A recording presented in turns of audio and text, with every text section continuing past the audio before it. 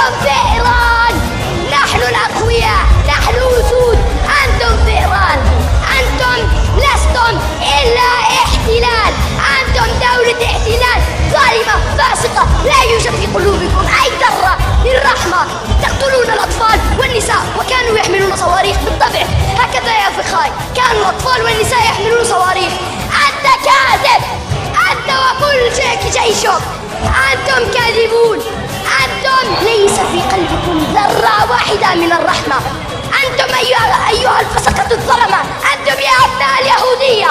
والله والله والله سنحرر فلسطين، والله سنسجد ركعات شكر لله، ولكن في المسجد الأقصى إن شاء الله سنحرر فلسطين، وسنطردكم وسندوس على آخر جثة صهيوني لعين في غزة بأرجلنا الشريفة، سندوس عليكم إن شاء الله.